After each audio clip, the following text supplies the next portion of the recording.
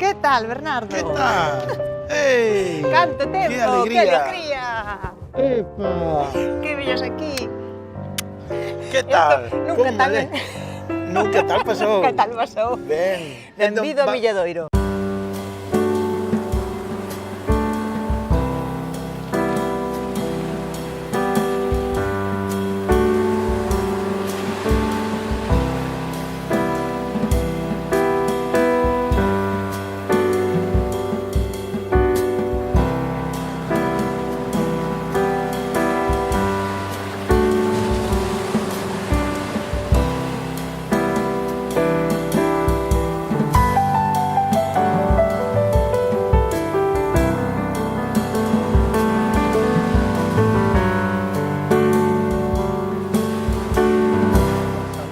Conversadores, toma un.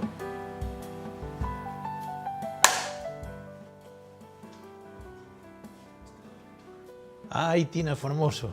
Oiche, por certo, que formoso apelido tes. Ai. Auténtico, eh? Auténtico, auténtico. Un auténtico apelido formoso. De Muros. Agora, cantos grupos de lingua portuguesa tes? Como estás a tempo total, a tempo parcial? Como é agora? Aquí, no Milladoiro. Sí. Pois teño, xa non dou dado moito a conta, pero menos un grupo de lingua galega quedou un grupo de cuarto, todo o resto do horario teño completo con portugués. E hai unha compañeira que dá tamén dúas turmas, dá un primeiro e un segundo da ESO. Entón, cantas turmas tedes? Dou dúas en primeiro, dúas en segundo, unha en terceiro, unha en cuarto e unha en segundo de BAC. Entón, canta xente movida. Canto alumnado ten aquí o Instituto do Milladoiro? 500, deban dar cerca dos 530. Esas turmas... En portugués temos matriculados este curso 137. Oh, está... 137. Empezamos no curso das 19-20 con 46 que se matricularon ese ano. E ben, foi en aumento ata agora. Vos cantos tendes? Nós temos moitísimos menos, non é comparável. O Milladoiro é parecido a Burela en canto a interculturalidade, mas en alumnado de lingua e cultura dos países lusófonos non é nada comparável porque o noso é un instituto pequeno,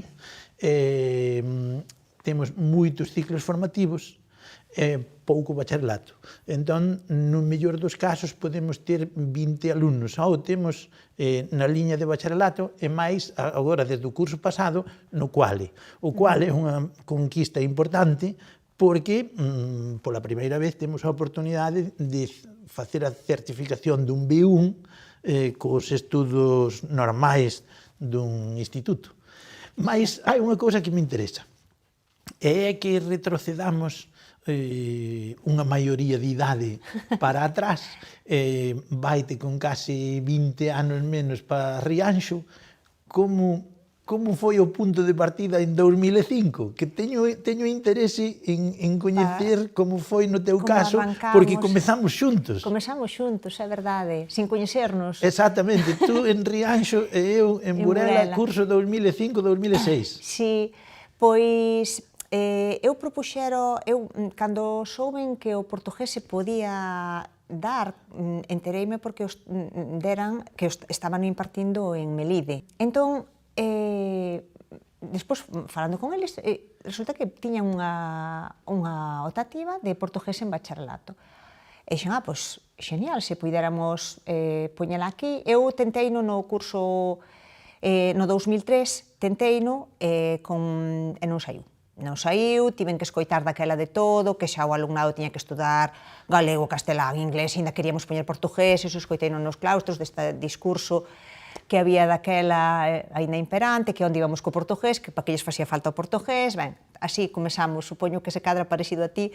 Entón, na primeira intentona non saiu, pero, ben, eu ás veces son así persistente, volvín sobre o tema, ata que finalmente saiu o que era daquela aquela materia de libre, non se chamaba así, pero era de libre disposición do centro que só se podía poñer en bacharelato. Non? Supoño que sería como empezastes... Aí nos comezamos. No, eu comecei en Rianxo así, poñéndoa en bacharelato. E logo, dali a 2 anos, busquei o furo, que non sei se foi nunha modificación de legislación ou que foi como pasou, pero colocouse como e ainda foi, bueno, non lembro moi ben, pero cando xa se puido poñer como segunda lingua estranxeira a escoller francés ou portugués. Deixaronme daquela ofrecela en todos os niveis da ESO, en todos se ofreceu e foi saindo. Pois empezou as promocións que empezaron desde primeiro para diante. Pero, bueno, houve que loitar bastante. Supoño que no teu caso que pasaría algo parecido. Non foi doado naqueles primeiros anos poñer o portugués nos institutos. É o mesmo caso, estamos no mesmo caso. Sí, no noso caso foi unha carreira de obstáculos. De obstáculos. Unha carreira de obstáculos, Sí. cando presentamos iso á Comisión Pedagóxica, meu Deus, ia acabar o mundo. Aquilo era apocalipse. Como se vai colocar francés barra portugués? Iso, en que cabeza cabe iso? Iso é perxudicar o alumnado. Queredes, polas vosas comodidades, queredes perxudicar, non tedes escrúpulos en perxudicar o alumnado polas vosas convenencias. Pero, Entón, pois, en 2005, por fin conseguimos que fose adiante. e despois estaba outra batalla. Estaba a batalla de se o alumnado escollía. Porque a primeira era no legislativo, mas despois ainda podes bater o cobre, e unha vez que bates o cobre, despois, se fan falta 10, como teñas 9, evidentemente, se fose outra materia así, se é esta, non. Entón, só che digo que eu levei unha das grandes decepcións na miña vida, porque no curso 2004-2005 tiña falado con uns alumnos sobre a posibilidade de que se abrise a oportunidade dunha nova materia. Houbo alumnado que dixo que sí, eu contaba con ese número, cheguei en setembro e deronme o horario sen lingua e cultura portuguesa porque non había demanda.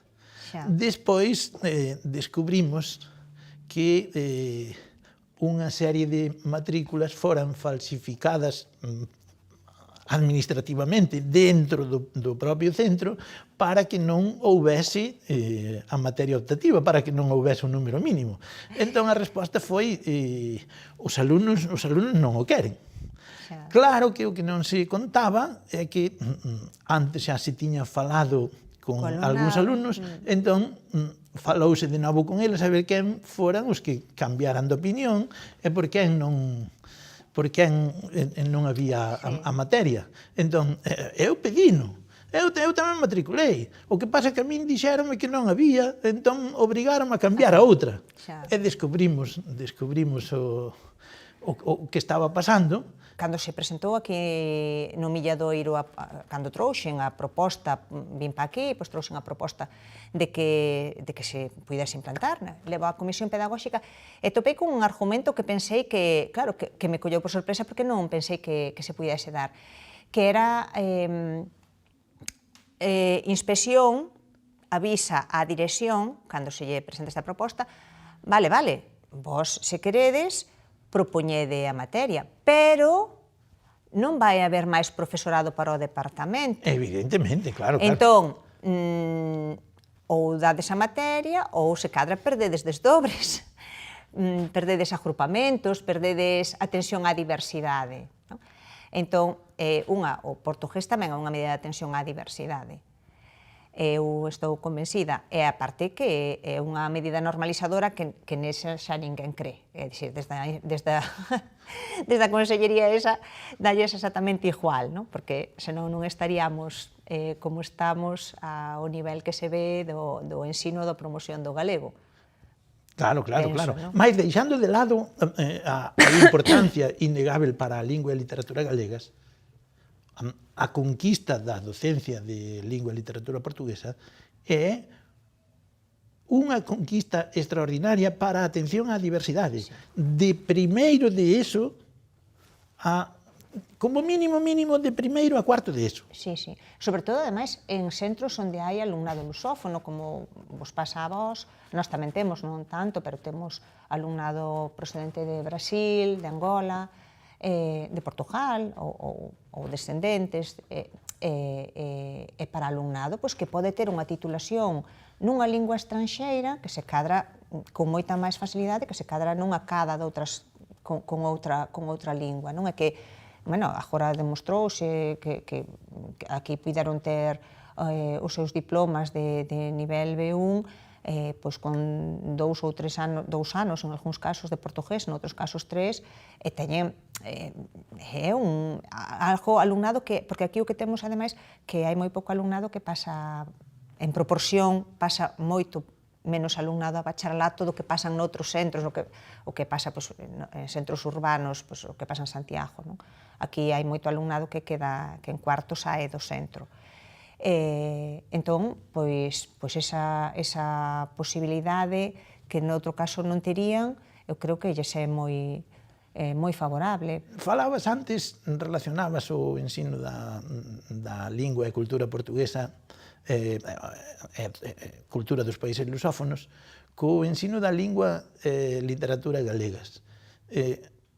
A ver, que habíamos facer coa didáctica da lingua e literatura galegas?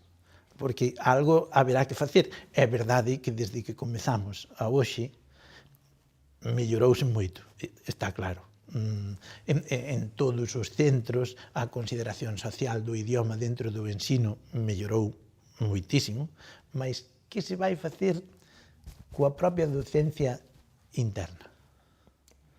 Pero docencia, a que te refires exactamente? A metodoloxía? A metodoloxía, sí, a metodoloxía didáctica. A metodoloxía, didáctica, recursos. Sí. Eu vexo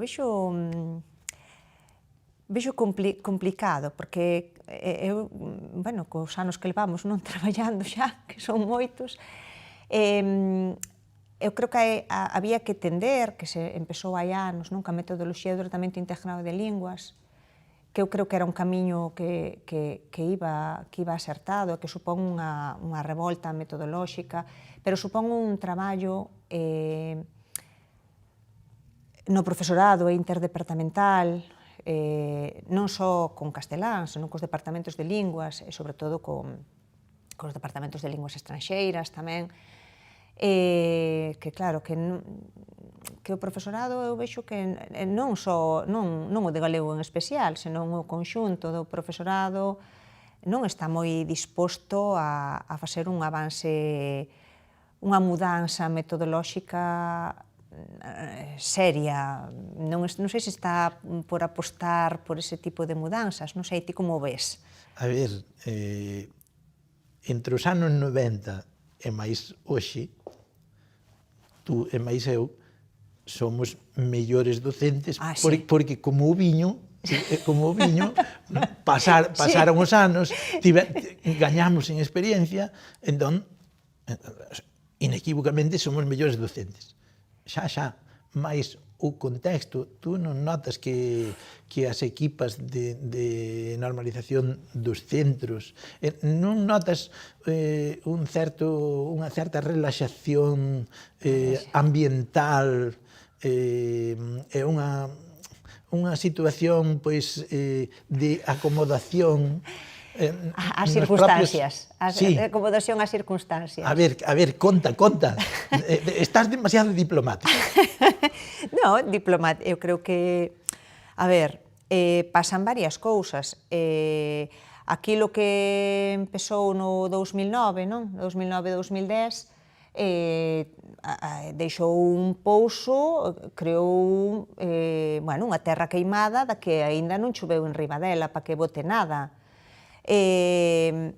Entón, é moi complicado a todos os niveis. Xa non estamos falando do que é a metodoloxía do ensino do galego dentro das aulas de galego.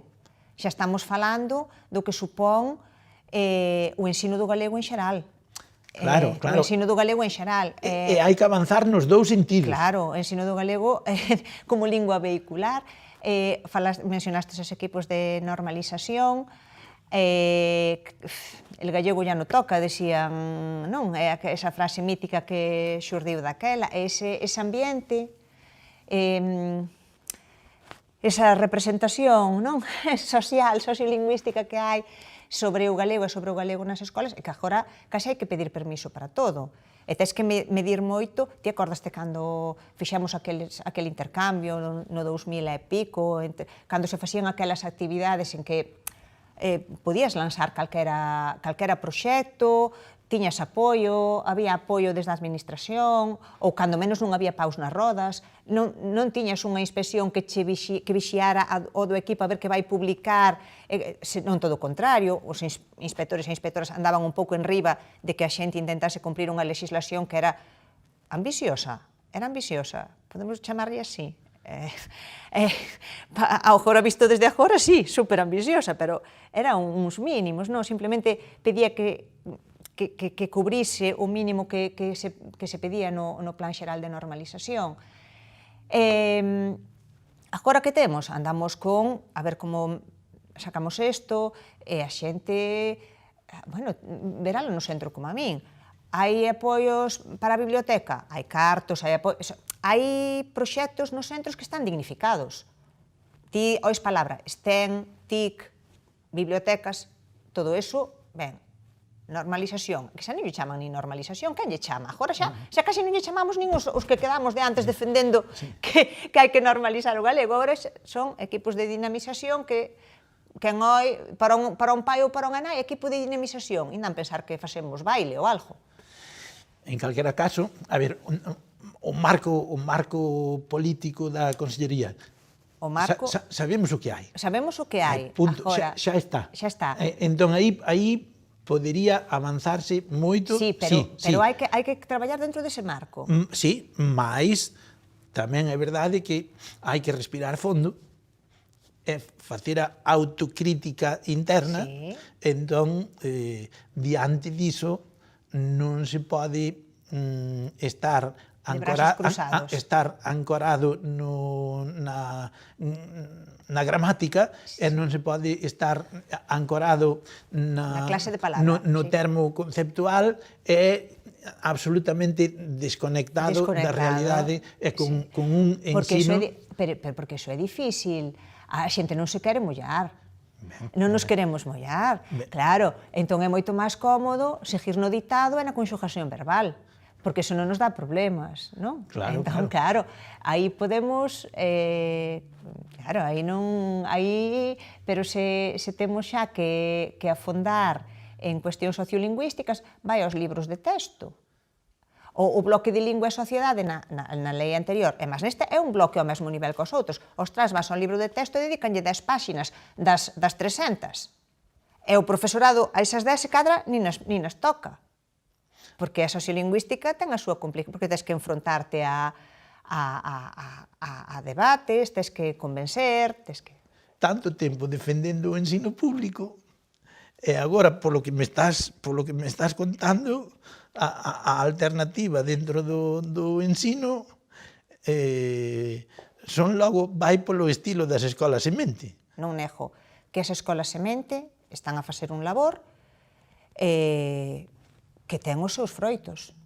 Non o vou negar, ten os seus froitos, porque entendo que sei que as familias que levan aí as súas crianzas, bueno, manteñen a lingua, nese contexto, manteñen a lingua cando son pequenas, en infantil, en primaria, cousa que eu tiven moito que pelexar para que o meu rapaz e a miña rapaza, cando empezaron a escola, cando chegaran a casa, que mantiveran o galego na casa. Tiven moito que pelexar. Claro, aí é unha batalla que, bueno, que vai indo, non? Que para esas familias, pero non deixa de ser un ensino non público nun contexto que, aínda que se poida ir espallando, eu non sei, ten un contexto moi favorable, ademais, que as familias que levan aí a rapasada son familias que están comprometidas coa lingua en xeral, polo que coñezo, non sei. Ti como o ves, entón? A ver, Cal é a túa proposta eu estou sobre... te vendo como conselleira de Educación. Estou te vendo como conselleira de Educación, entón estás argumentando máis a pataca quente, aínda xa lanzo máis. Agora vamos colocar a Tina Formoso avó. Vamos colocar a Tina Formoso con uns anos máis e ali con un netiño e máis unha netiña. Entón, que vas recomendar? Porque aí é onde o que conta é cando hai que decidir. Cando hai que decidir, entón, no momento en que se escolarice con un ano ou dous, que recomendarías? É que vouche preguntar que ti sempre foches diante de min e tes idade de ter netos antes, que vas recomendar ti? Eu teño clarísimo. Dime. Eu teño absolutamente claro. Eu estou disposto a pagar a escola dos netos, non os teño, mas Cando os teñas? Mas se os teño no ano próximo ou dentro de 2 ou dentro de 3, eu, se van a unha escola semente, comprométome a sufragar os custos de escolarizar esas crianzas. Iso primeiro. E segundo, teño a esperanza de que agora, cando deixe de estar en activo no ensino público, que me admitan como colaborador nas escolas semente, aínda que sexa só para ir contar un conto. Pareceme xenial. Eu tamén iría, non sei contar non conto moi ben, pero iría colaborar no que fose. Pero que fan os avós que non teñen, que facemos cos avós que non poden pagar a escola semente? Non, que facemos? Porque é unha solución para o galego. Sería a única solución, sería esa. Encher de escolas sementes de pago. Non, a solución é que o ensino público teña unha liña como as escolas semente, mais para que o ensino público teña unha liña de escola semente, non existe outro camiño que fortalecer as que existen hoxe para que se mostren socialmente como que son unha alternativa. No momento en que a sociedade saiba como se educa as crianzas na escola semente, non teñas a menor dúbida que os poderes públicos van mover peza, os poderes públicos, os sindicatos, as familias, as AMPAs, van mover peza para ter unha escola de primeira como están sendo as escolas semente. Daquelo que é que promover, publicitar o que se está facendo nas escolas semente para que o modelo público as siga. Partes de que lle ia interesar todo o modelo semente ou só a parte pedagóxica do modelo semente sen ter en conta a lingua? A lingua é o elemento central que nasceu nas escolas semente, pero entón teríamos que esperar que mudase a un goberno proclive a establecer ese modelo de escolarización. Sí, mas non existindo ese goberno, a sociedade non pode baixar a garda e ten que mostrar ás claras que existe unha alternativa e que esa alternativa funciona. Pero é que eu creo que hai que esforzarse, poñer moito esforzo en exixirlle ao ensino público que ten que seguir ese modelo, que ten que o que son os principios da semente, que é unha escola galega con todos os principios que ten, iso hai que leválo á pública, porque ten que poderse ofrecer a todo o mundo, non só a quen poida pagalo. Tina, biche a hora que é. Ai, foise noso tempo, A ver, como nos liamos. encendes, eu boto lle leño ao lume, encendes... Eu encendo, pero non do revés. Non. Entón, Temos que deixar, Tírasme da lingua e eu encendo tamén. Imos. E temos que marchar. Imos. A ver, eu propóñoche que me mostres o milladoiro. Non coñeces. Porque eu o milladoiro sei onde está, teño pasado para baixo e teño pasado para cima. Todo o mundo coñece de paso, de Exacto. andar pola estrada. Entón, faime o favor de facerche un percorrido. Exactamente, un percorrido urbano. Urbano. Como se Urbano eu, ten que ser. Como se fose eu o Barajo de anfitrión monte hai, pero- e o fixese ao estilo modelo Burela. Pois vamos facer ao modelo Milladoiro. Pois imos alá logo, vamos alá a ver se che gusta o que hai por aquí, porque en realidade, a ver, visitar moito, así, a ver, Catedral non hai. Catedral non hai. Está Hai aquí. unha igrexa moderna, que temos